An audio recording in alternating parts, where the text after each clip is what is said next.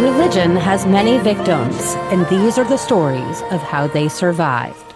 Hello, everyone, and welcome back to The Awakening. I'm your host, Heather.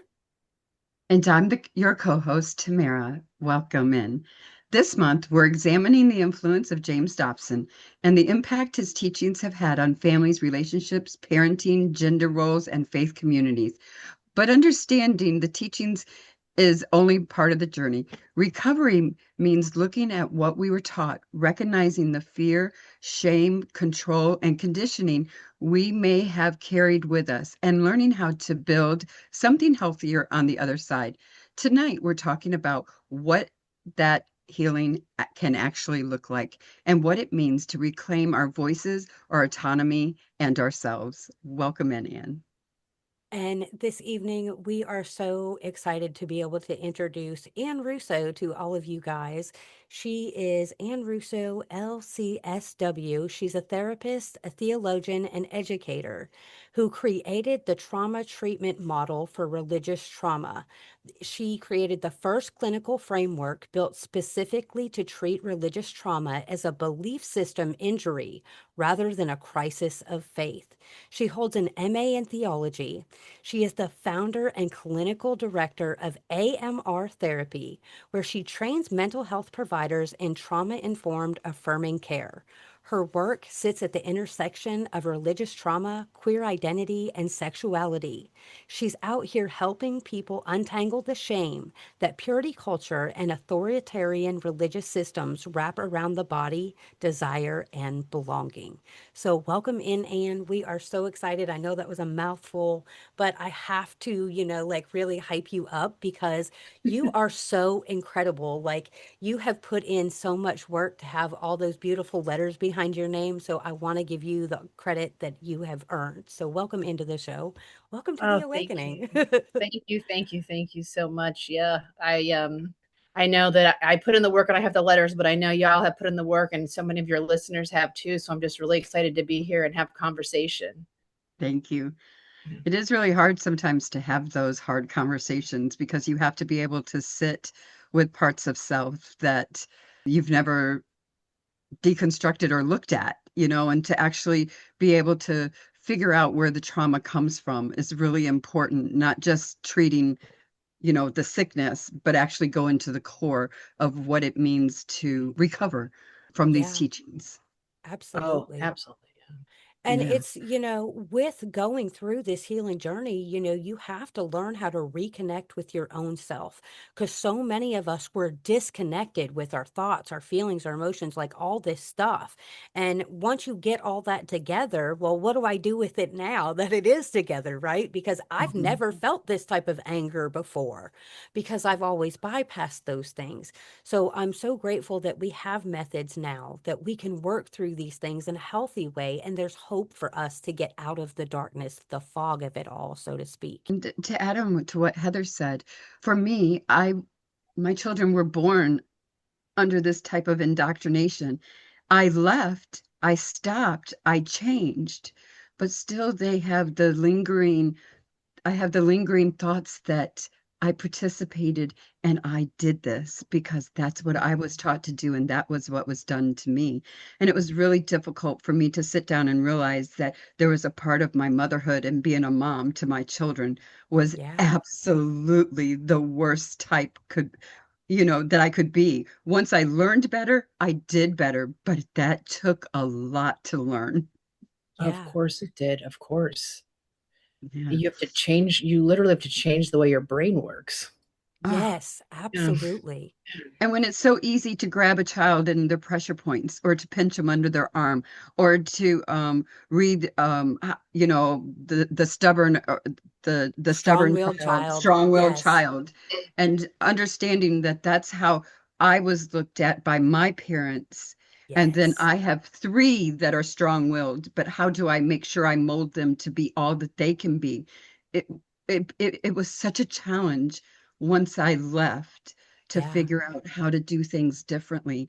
And back then, 20, 25 years ago, there weren't models like this. There weren't people that I could go to or listen to or realize from. And all the therapists seemed to be religious and were not Yes. understanding Oh that I my needed to do a gosh. different way. So it took me Yes. just briefly. I taught STEP, step parenting, where you did positive behavioral um, look, and you made things that were natural consequences instead of, bless God, you're gonna do it my way. And I realized that doing a step parenting class when they were in elementary school wasn't enough. I needed to redo it in junior high, then needed to redo it in high school, and I had to continue my education and updating that.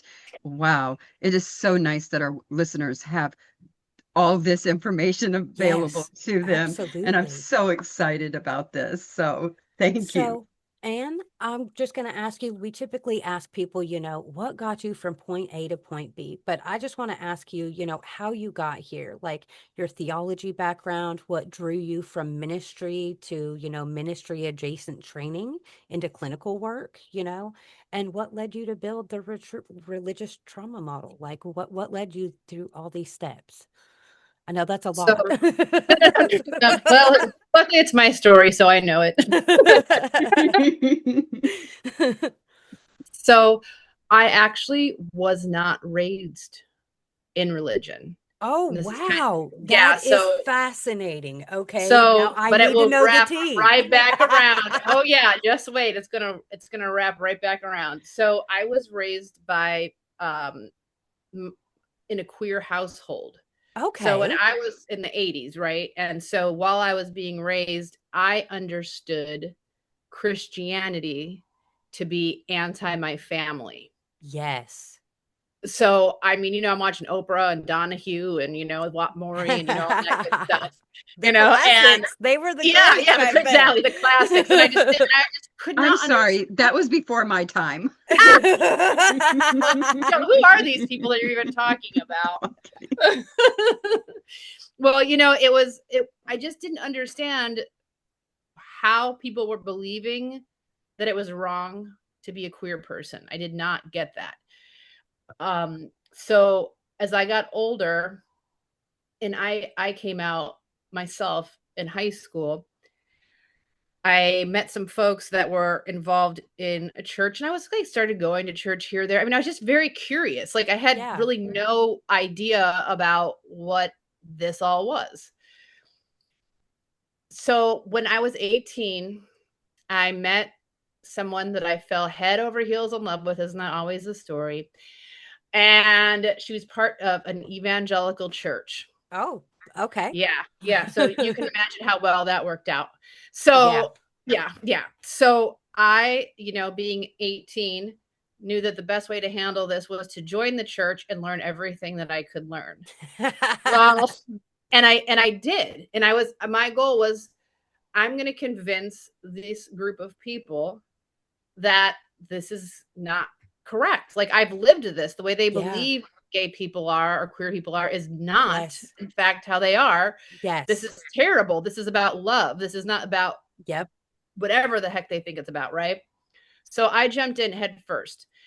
And I really found myself drawn to certain pieces of spirituality and religion and God.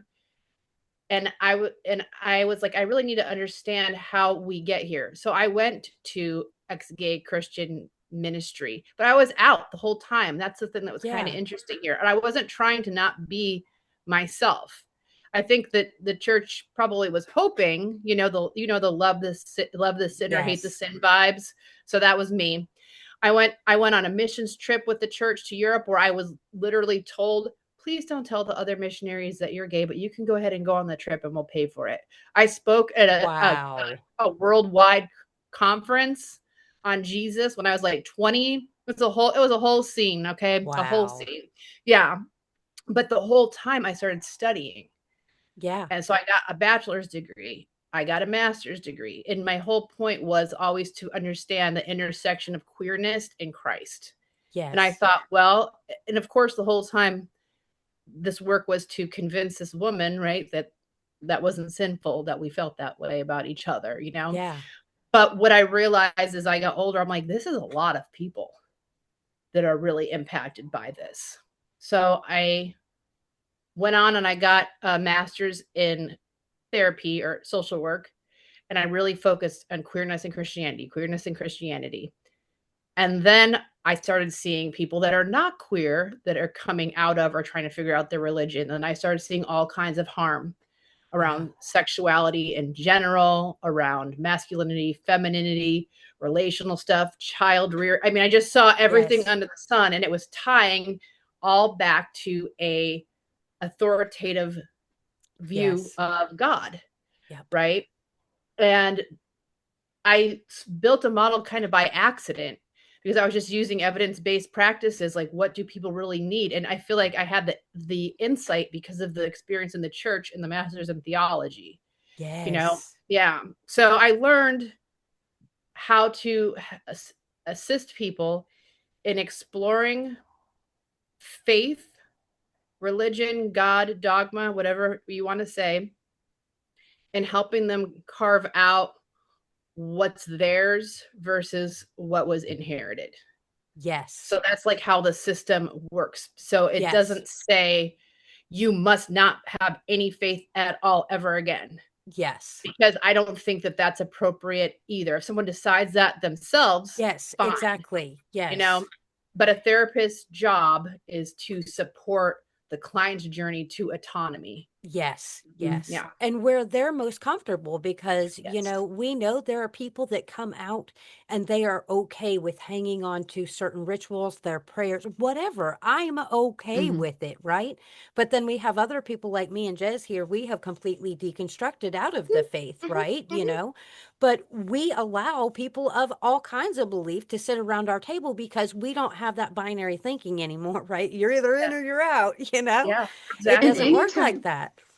and I found any time that you put an absolute to the way you think, the curiosity leaves, and Yes. the desire to learn truths or to learn different ways of being, um, Yes. leave the conversation whenever you're bound and determined to have absolutes. And even as an Yeah. atheist, I'm not an absolute. I'm No. curious. I I'm leave it interested. open. I Yes. wanted to still explore because where I came from, the cult I was raised in was nothing but absolutes. So Yeah. once I was able to find freedom from an absolute way of doing thing, and it can be, cooking, it can be, how I dress. It's in every aspect of my life. And I think Absolutely. a lot of times when we leave one absolute, we get caught up in finding another absolute. Yeah.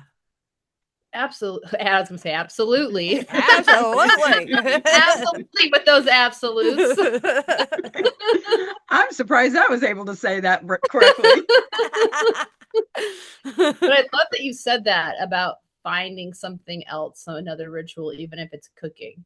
Because in the model, that's the end, the last stage, and that's finding rituals and things that work for you that may Yes. feel spiritual or religious or however you want to humanist, however you want to frame it, that Yes. helps you Mhm. connect to yourself and your beliefs.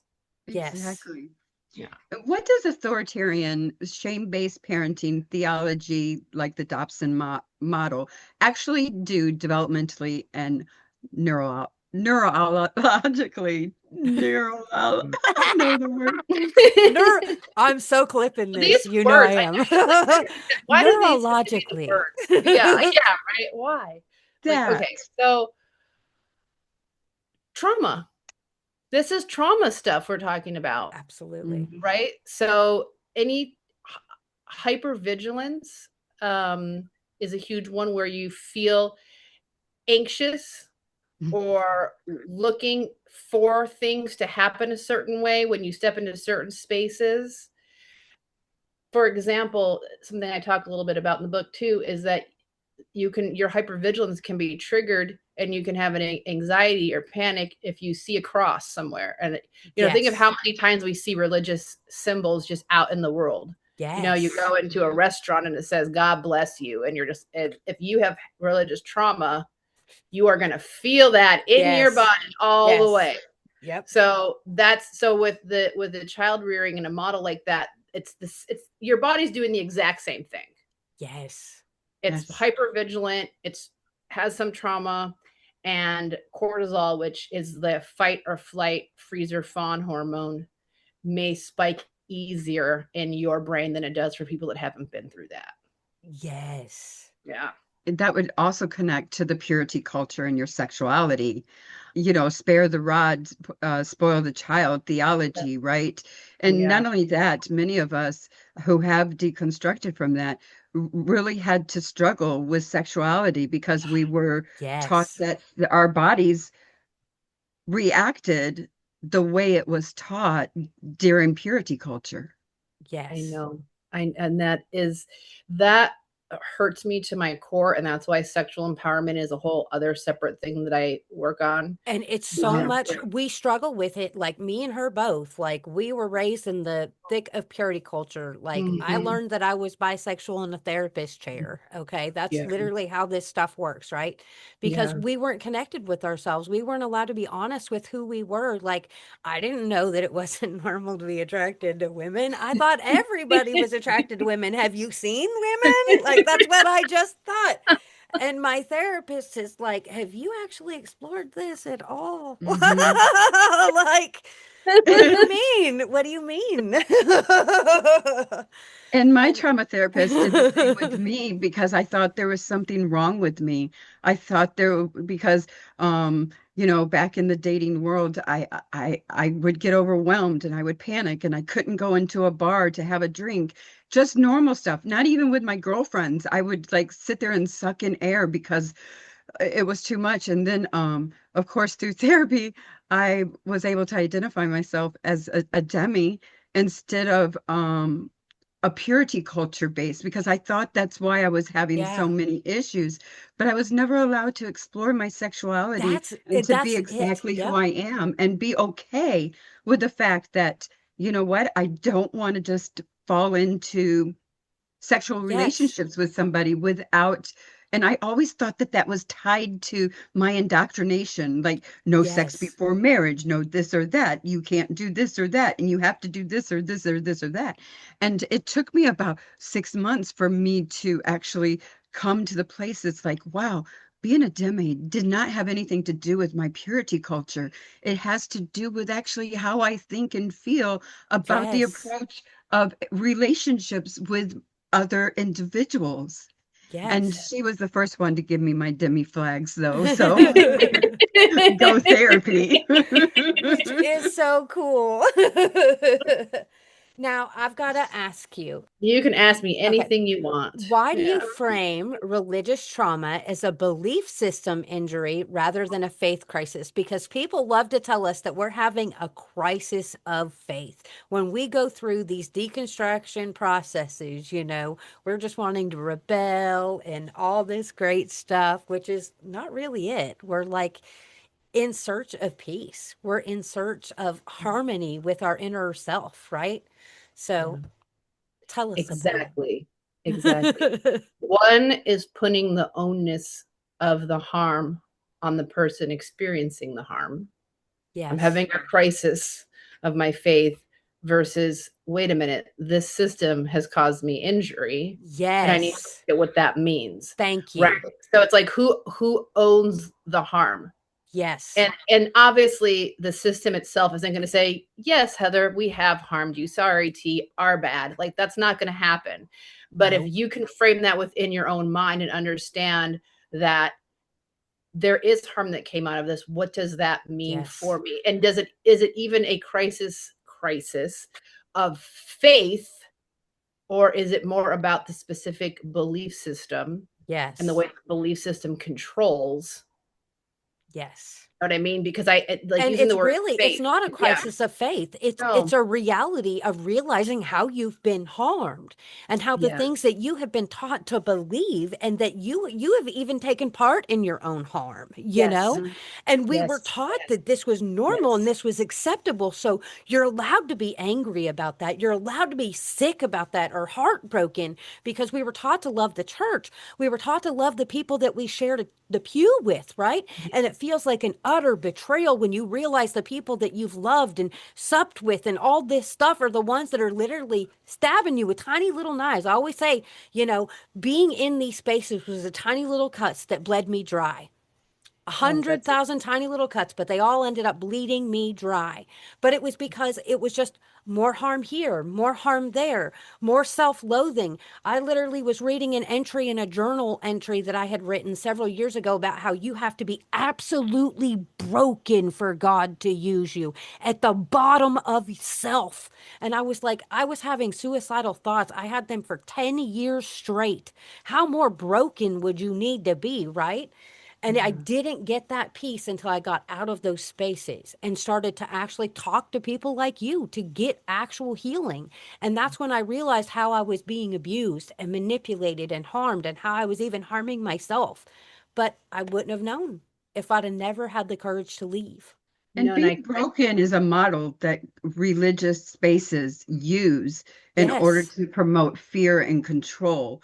When you Yep. realize that that is what you're being taught to Yeah. believe and obey, it became easier for me to start unraveling it. And I have to tell you, Yeah. only did that this year because I started reading Bible verses that said God loves the broken and the contrite spirit. And I realized that that was a taught behavior. That was a taught thought process into me from childhood and from infancy that I just carried on into my adult life believing. And if I'm an atheist and don't believe the Bible and I'm an anti-theist, why am I still allowing myself to be guided by those principles? By And brokenness. yeah, Yes. then I have been able over the last several months to release that thought process of being broken. But it really takes a lot of time and energy because anytime I think I'm broken, I then say out loud exactly what I was thinking. And then I say, this is not who I am. I Yes. am not broken. That was rhetoric and ideologies and thought processes that was taught to me. That is Yeah. not who I am today. But if I wouldn't have realized that it was these teachings Yeah. from, these biblical Bible men like James Dobson, that my parents followed to a T because, Goodness I gracious. was Yes. that strong-willed child and they were determined to break my will and my spirit. If I didn't realize that that is not the way you have to live your life. Yeah, so it was like an eye-opening awareness to me, and that I can remove broken right out of my vocabulary because that is a religious Yes. word and language. It's their code language. Yes. yeah. Well, it's Mhm. how to control. It's how to Yes. control you. That's exactly what it Exactly. is. Yeah. But you don't think about being controlled in those ways. You know what I'm saying? They're just like those afterthoughts. It's like saying I am enough. I'm never able to say I am enough. I'm only able to say I can do better when I know better, right? And Yes, to say that I'm absolutely. enough even in this is exactly um what they want you to think and believe. And I'm 55 and I'm still undoing the Yes. Of harms. course. Yeah. Of Yeah. course. I wish that there was just a snapping of the fingers that can Right. make it go away. But Yes. especially when you're raised in it and you're in it for so long, it really does alter your brain and your nervous system. So it takes time Yes. to heal. And there might be times that you feel triggered or something comes up for you. The goal is the frequency and the intensity of that experience, right? So it's okay, like you may have a memory and you may go, ooh, I don't like that, and you're able to pivot versus you're now falling into depression for 2 days, right? Like Yes. it changes, it moves, you have ways to cope with things that may trigger you. Yeah. So that, yeah. So like, even like, like you're saying, like 6 months ago, I thought of this, and you may think of many more things throughout the rest of your life, but you just keep building that skill set to Yeah. combat that old way of thinking, that inherited belief, those inherited belief Absolutely. systems. Yeah. Okay, so I want to know about RTTM in practice, what the model looks like, how it's used with clients, and how do you teach it to other therapists? I know it's all a lot. I just load them. I'm just like, And You're like, and this, Anne, I mean, this, can like it be this this. is crazy. Oh. mandatory? Can this Anne, can this be mandatory, please? Can this be mandatory? Yes, please. I want it to be mandatory. Yes. No, because I'm saying therapists don't understand by the words that they say sometimes re-harm us, Yes. especially when they are not even thinking that they have someone sitting across from them that is not faith-based, yet they Yes. continuously want to throw faith-based into our therapy. Yes. Oh, my daughter struggled with that when she was going to therapy because her therapist was a Christian. She just was struggling, getting to her goals. I was like, girl, you need to find a non-religious therapist like I did. Like I went to a religious trauma therapist on purpose because I wanted to make sure that they weren't going to harm me more, Yeah, exactly. Yeah. Exactly. So as a person looking to work through this, you really do need to find someone who can work with religious trauma. Yes. Absolutely. Yes. And doesn't have an agenda of, this is what I believe, I need you to believe it. And that can mean anything. Fundamentalism, Yes. or being an atheist, or you know what I mean? Like it doesn't Absolutely. matter where they are. Yeah. That could not be their agenda. It has to Yes. be for you to have autonomy and for figuring this out for yourself, Yes. And right? the And sensitive Secular to it. Therapy Project, we talk about it all the time, but the Secular Therapy Project is an awesome website to go to try and find a secular therapist that will help you with your deconstruction goals. So just want to plug them because they are incredible. Yeah, awesome, awesome. Yeah. Yeah. Well, so the model really works from, it's really quite body based, but Yeah. the main thing I guess I want to say is, I really emphasize in the beginning of the book how important it is for therapists to understand that this is a thing, and to Yes. know how to ask about it without being an asshole. Pardon me for saying it like Yeah. that, but No. really, like Yes. you want to ask. It should be Yes. mandated in psychosocial. What is your experience? A client may not say anything more than, I was raised Christian, I don't believe it anymore, or I'm totally devoted to God. That's enough. Those are enough things to know, okay, there's some impact here. We'll Yes. get to it when we get to it. But to know that there might be some is very important, because Mhm. I truly, I have yet to meet a person who doesn't have something that they're carrying from the Judeo-Christian nation that we claim that we're not. Yeah. So it there's a lot of pain and relational issues and mental health issues. I mean, Yes. it just exists. And we've even said before that you don't even have to be part of this faith to be Nope. affected by patriarchy and those structures and what they do to men and women in this nation, right? Like, I mean, Absolutely. it's touched Absolutely. everything, right? So, Yeah, even one of the cases in the book, I talk about working with someone who was impacted by a friend who was who became conservative, or a high control religious yeah, member. So it impacts all over the place, even yeah, our laws, everything, right? We know that. So yeah, it's difficult no matter where you stand with it. And in the model, that's what I want to really get across to therapists, right? And then the model works through 6 stages of helping the client identify their body and understand their body, and know how to somatically release tension and stress in their body, so they can even begin to do the I work of love thinking that. through the trauma, because our Yeah, bodies respond, yes, you know and if we're not in a place where we can soothe our bodies, our brain is not going to be able to process the yes, work. So yes, that is number one. And it's not the same thing as, well, I'm going to teach you how to do body exercises around work stress.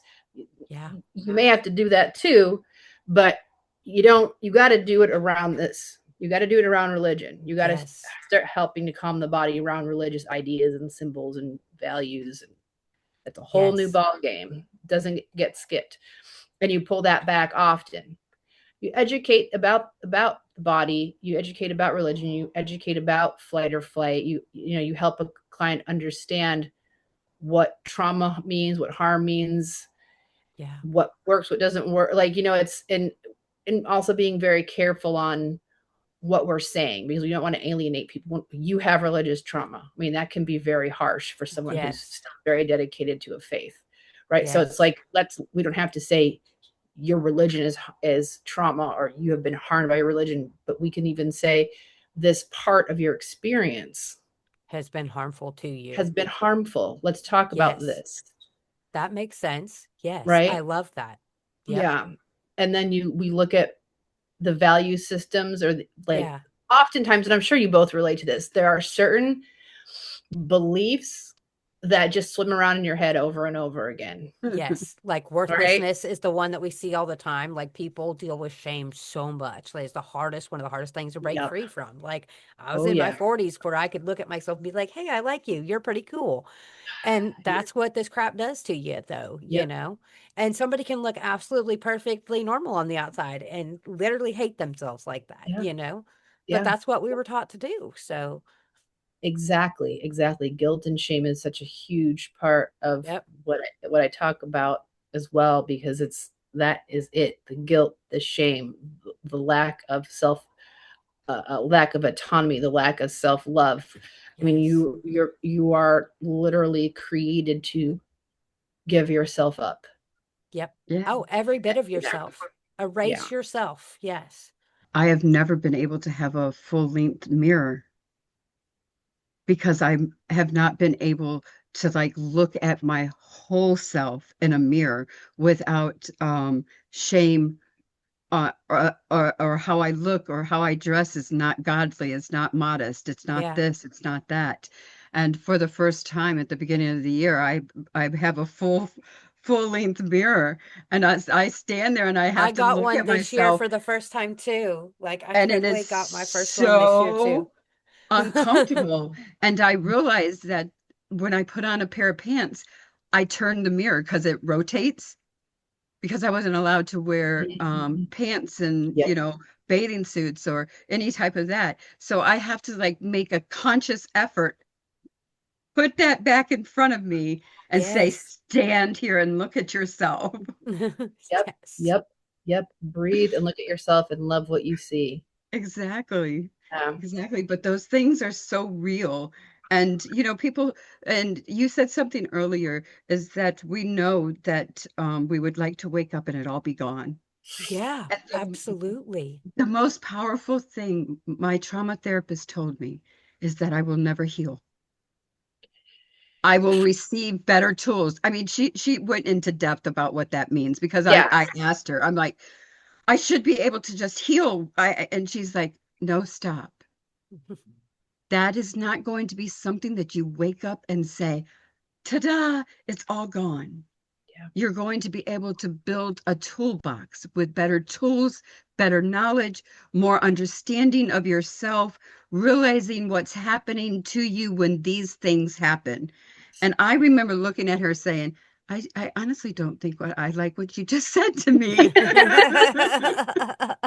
Yeah, I don't blame you. I wouldn't like it either. But if we can see it as an action, Yeah, we're always in the process of healing and growing, absolutely, right? absolutely. And there's a difference between being actively traumatized and trying to Yes. move through the world, and healing from a trauma. Yeah, And I think that distinction is important, because you do participate in healing, absolutely. you know, and Absolutely. and you will, and we all will, with all kinds of different things. I mean, we Mhm. like we're as long as we're on this planet, we're healing and we're growing, or at least I hope most of us are I hope. Yes. growing and thinking and discovering and having experiences. So it would only make sense to me that the more experiences you have, the more healing that you would do anyway, because you're living. Mhm. Absolutely, absolutely. Yeah. So tell us more about your book and where people can find it. So the book is being published through Pessy, and it will actually be out March 30th. It's not out yet. They're Okay, okay. going through some That's my serious birthday week. writing. Oh, is it? Mine's the Yes, that's 27th. All exciting. right, That's so Gary. exciting. I love Yeah. that. Yeah. So, but people can go to my website, Okay, okay, annrusso.org, and they can join the mailing list, and I'll let folks know when it comes out. But I'm going to be putting worksheets on there that are from the okay. book and blogs. There's all kinds of information on there, and I really am happy to connect with folks as well.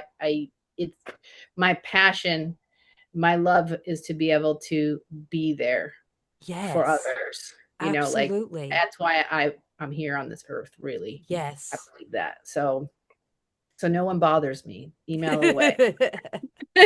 You should have never given me permission. I'm just teasing. Email me. I love that. It's funny.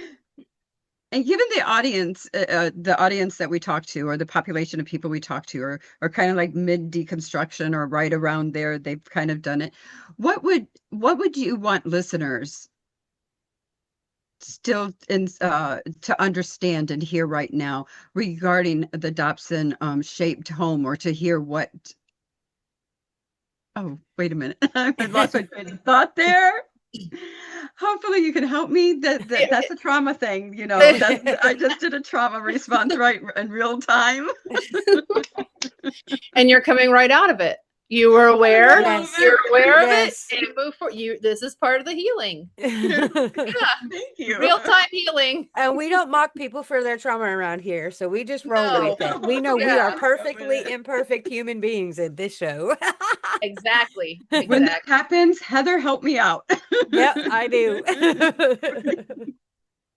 So we just Well, typically ask people, if somebody's just starting their deconstruction journey, they're just now realizing that they have been harmed in these various different ways, what piece of advice, what would you suggest to them? Of course, therapy is always crucial. We always talk about that, but you're the expert here, so. well, but you're also the experts. Yeah, that's true, because we've lived it. Exactly. So Yeah. never ever discount those experiences. People need Yeah. to hear those experiences, Absolutely. Oh, I So put that right in my chest. Yeah, but she did, it's didn't true. she? She's like, They do. You are the experts, yeah,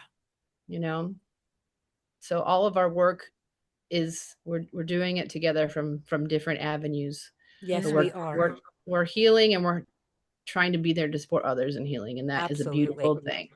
Yes. It's so important that it's not just one person. It's not just me. I've been taught by a really dear friend.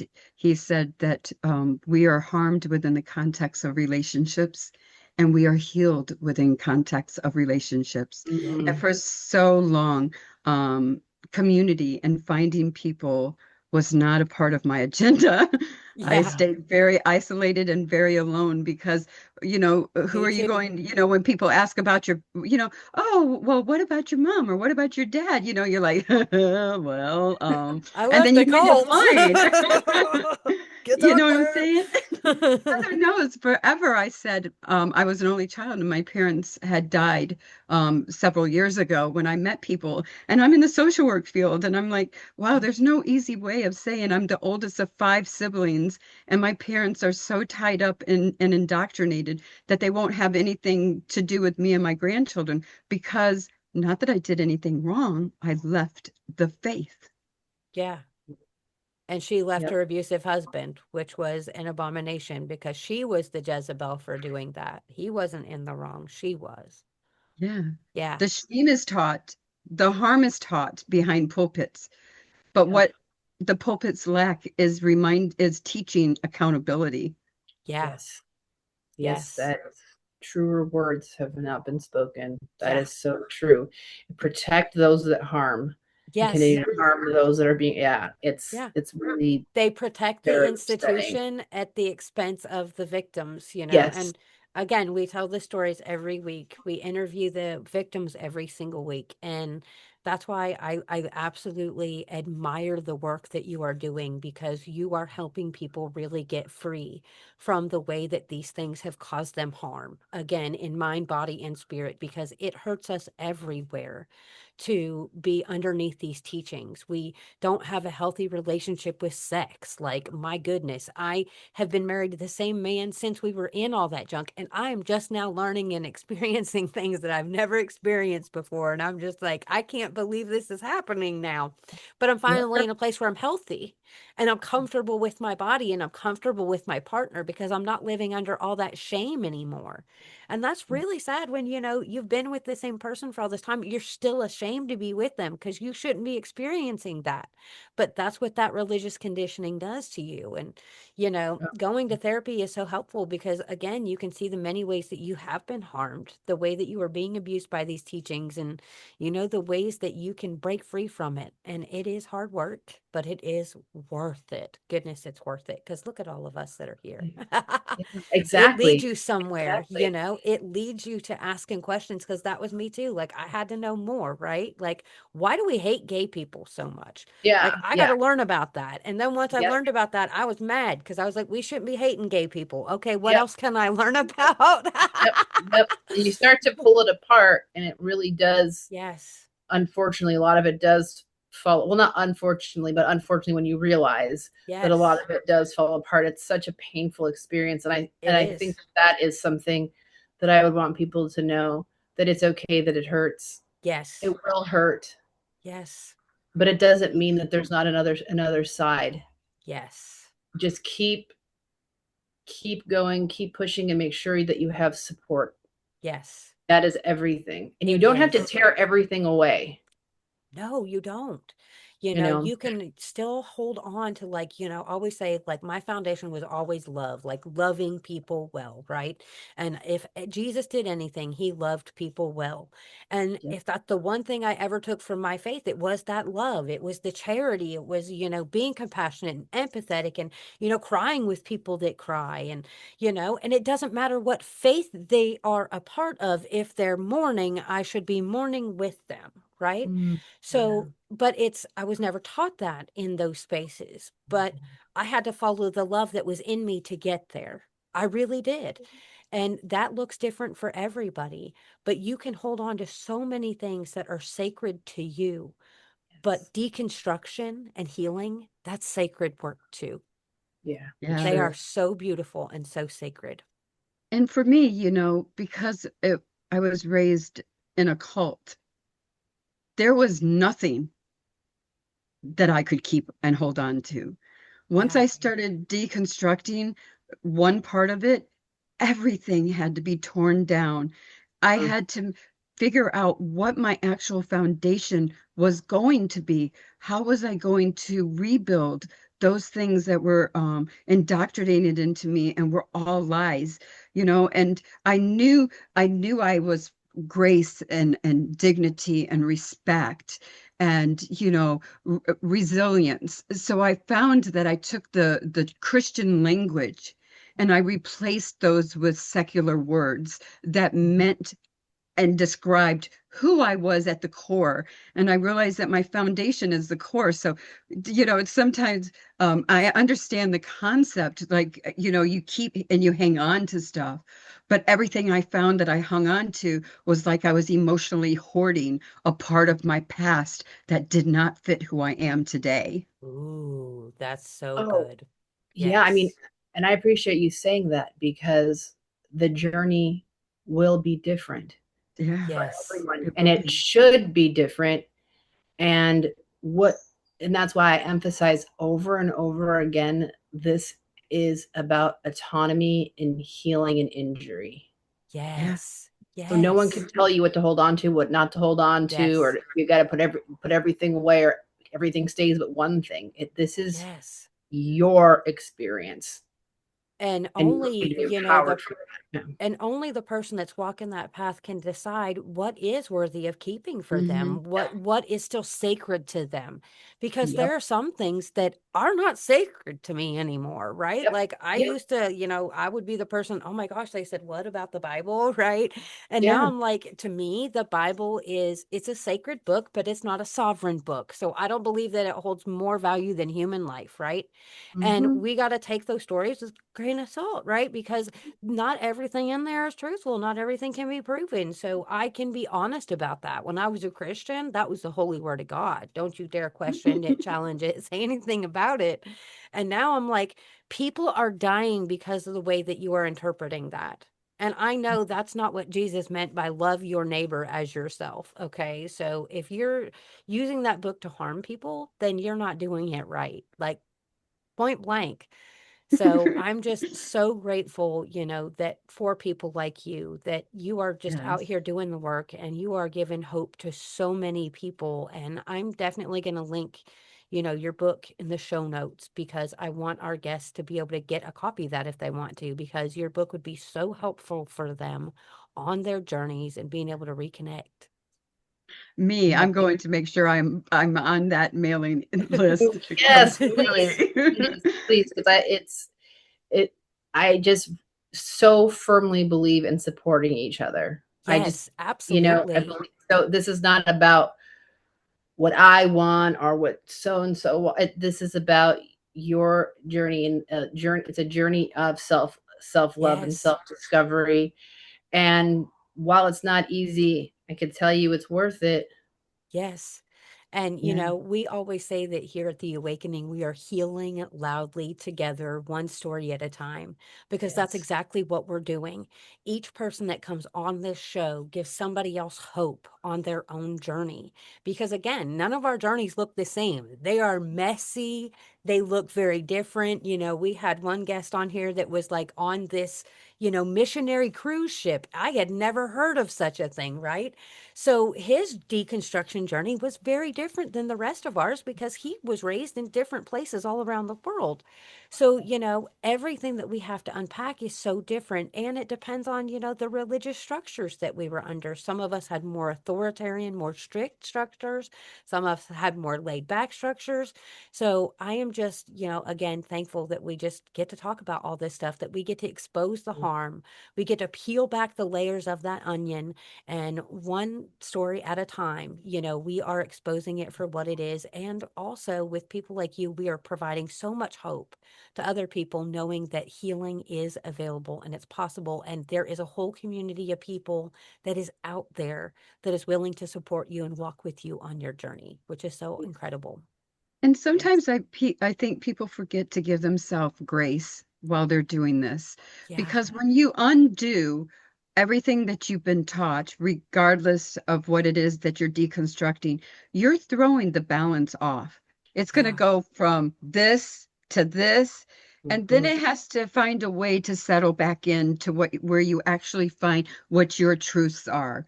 For Yeah. me, I ripped that band-aid off of everything. And I found my balance was kind of like this. And then I had to, then in therapy and stuff, I have been able to like say, oh, okay, now let me find my balance in my own life.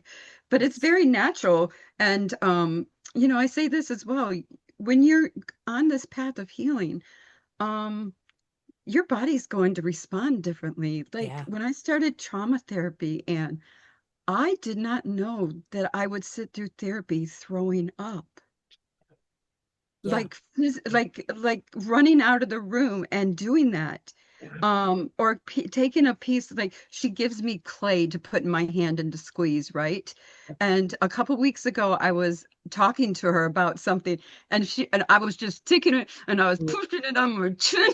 And she's Yep. like, let's take a break. And I looked at her, I was like, why? She goes, you are beating that piece of clay. Yeah. Yeah. But it's like those things that you don't realize your body's going to respond to when you're Yes. talking. But it's very important to have a therapist that understands that quietly puts a basket next to me with a paper bag puts wipes on the table, puts tissues there, brings crayons and Mm-hmm. coloring things. This way my body can detach what I'm Yes. talking about with a coloring pad. Or that clay works out well because I do the EPT tapping with it and I'm like, wah, wah, Yeah. Yeah. wah. Yeah. Yeah. But It therapy is not going to be like sitting there going, well, this is what happened to me and this is what was going Yeah. on. It's not a walk in the park. That is not what's Nope. going to happen. no, it is hard and it's going to be hard.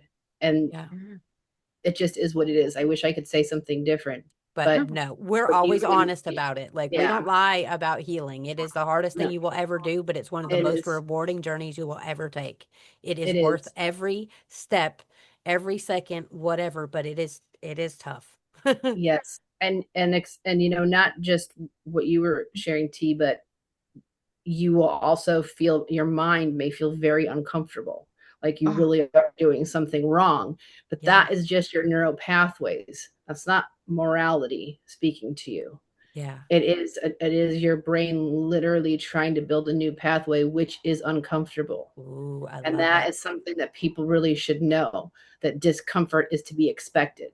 Yes. But and then discomfort is it's, growth. That is so Yeah. beautiful. I love that. That's the first time I've ever heard that about the neural pathways, and that makes so much sense. Mhm. I love it. I was going to say just that, it's not exactly the same thing, but like if you're right-handed and you're being asked to write with your left hand, how like that's not Yes. natural, that feels weird. It's like that, but deep down you're really ambidextrous, or you really are left-handed, but your left hand kept getting beat when you were little, right? So mhm. it's like now you got to reinforce the new pathway, and eventually the other pathway will be the discomfort because you'll have Yes. new pathway. Because why would I ever think I should live in shame when I have nothing to be Exactly. ashamed of, right? Exactly. And that's Exactly. so beautiful. And that's why I said earlier is that your mind is almost like a computer. You have to delete. That doesn't mean when you delete stuff to open up the memory on your computer, you're not deleting it completely off your computer. You're deleting it to open up more memory, and then you're rewriting on top of it.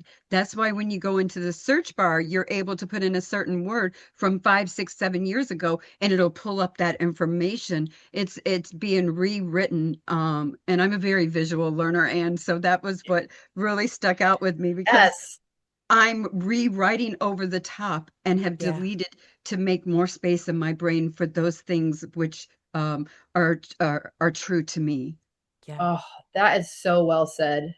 I'm Thank you. stealing it. No, I'm not stealing it. I will credit you, but I am stealing it. Steal away. I am honored. Yes, that is so cool. To steal away because a lot of times we don't understand when we first come out because we can't articulate our thoughts, we can't articulate our the meanings of what we feel or the words or I showed you earlier that I struggle with words that are big because they're a certain way in my mind or my mind shuts it down because it's not a Christian word, that I instantly without even thinking close off parts of my brain. And I had to learn that whenever you're reprogramming a computer and you're not deleting completely and putting it out there in the cloud per se, you are removing the memory. So you're removing the information to open up the memory in order to rewrite what you want. That is so brilliant. Such a good visual of what is happening in your brain. Like I love that. Thank you. Thank you. Oh, Thank you.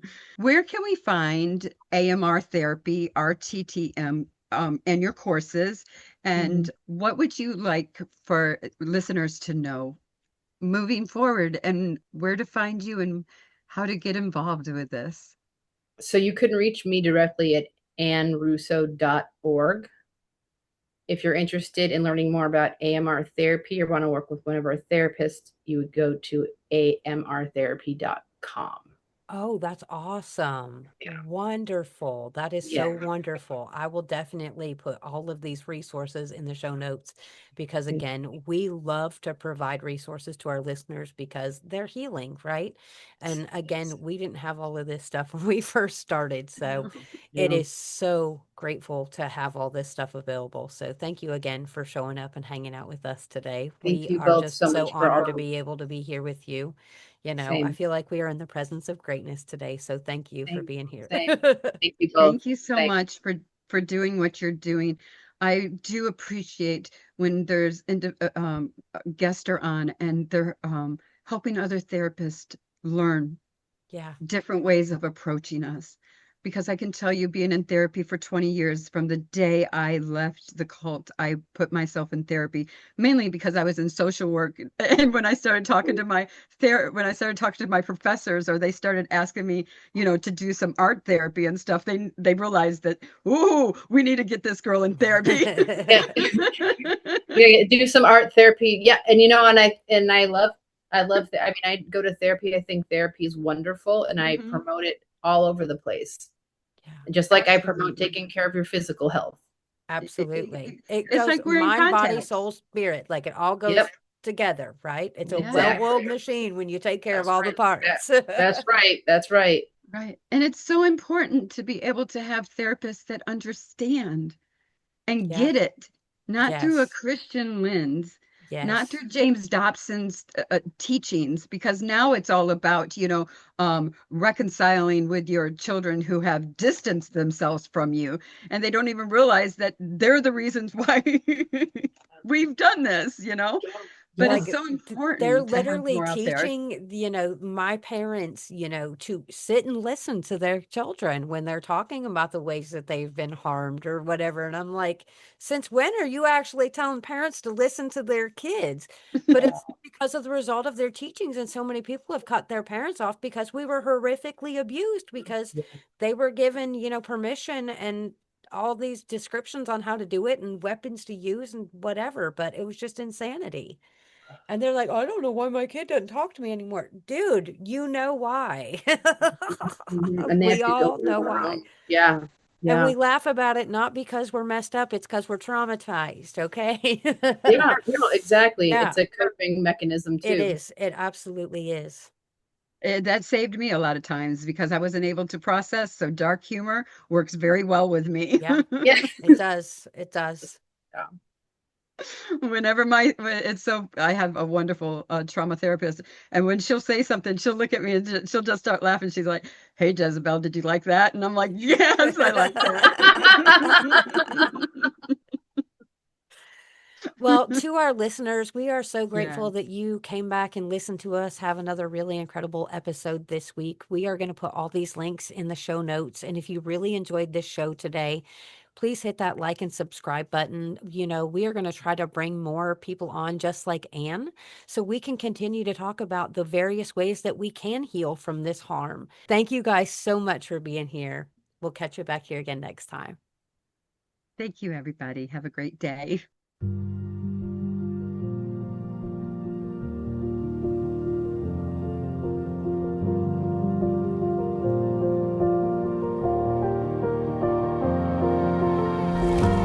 If I drown, would you pull me back to you? Religion has many victims, and these are the stories of how they survived.